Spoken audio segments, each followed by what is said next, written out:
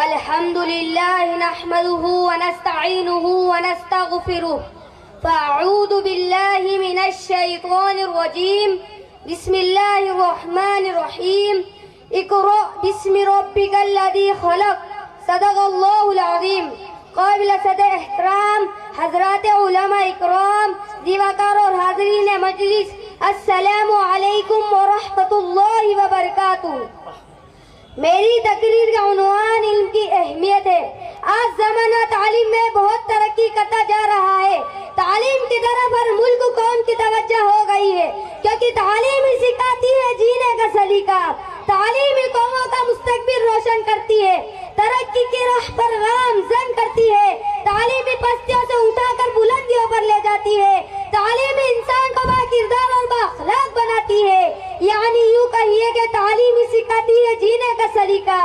یہی تعلیم ہے جس کی بدولت انسان اللہ تعالیٰ کی پیدا کی ہوئی چیزوں پر غور و فکر کر کے ترقی کی اعلیٰ مثال قائم کرتا ہے.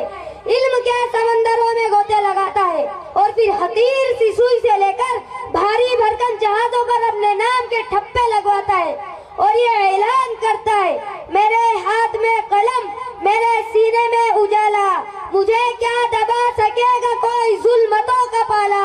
مجھے فکر ہم نے عالم، تجھے اپنی ذات کا غم، میں طلوع ہو رہا ہوں تو غروب ہونے والا. محترم سامعین، ہمارے پیارے نبی حضرت محمد صلی اللہ علیہ وسلم نے فرمایا، طلب العلم فریضۃ علی کل مسلم و مسلمہ. علم حاصل کرنا ہر مسلمان مرد و عورت پر فرض ہے، کیونکہ اسی علم کی بدولت اللہ تعالیٰ نے فرشتوں کو حکم دیا کہ وہ حضرت آدم علیہ السلام کو سجدہ کرے. آسمانی صحیفہ سے لے کر قرآن پاک تک، غار ہرا کے چراغ سے لے کر تو کوئی تو کی تجلی تک، علم دانش کی سطح پکار پکار کر کہہ رہی ہے کہ تعلیم سکھاتی ہے جینے کا سلیقہ. مسلمانوں، ہوش میں آؤ، غفلت کی چادر اتار پھینکو. چاہے کچھ بھی ہو جائے، کتنی بھی پریشانیوں کا سامنا کرنا پڑے، اپنی ضرورتوں کو کم کرو. شادی بیاہ میں فضول خرچی مت کرو، بلکہ اپنی اولاد کی دینی اور دنیاوی تعلیم پر خرچ کرو. انہیں نیک اور اچھا انسان بننے پر خرچ کرو.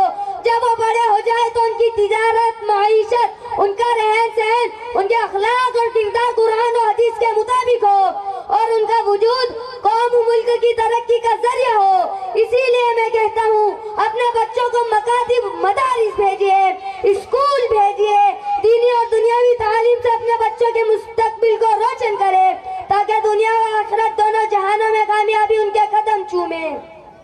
اور ہر میدان میں دینی تعلیم ہو یا دنیا میں، یہ بچے کامیاب ہو کر اپنے بڑوں کا نام روشن کرنے والے بنے. حیرت ہے کہ تعلیم و ترقی میں ہے پیچھے وہ قوم جس قوم کا آغاز اقرا سے ہوا تھا. اس شعر پر میں تقریر کو ختم کرتا ہوں. سبق پھر پڑھ صداقت کا، عدالت کا، شجاعت کا. سبق پھر پڑھ صداقت کا، عدالت کا، شجاعت کا. لیا جائے گا تجھ سے کام دنیا کی امامت کا. وما علینا الا البلاغ المبین. السلام علیکم ورحمۃ اللہ وبرکاتہ.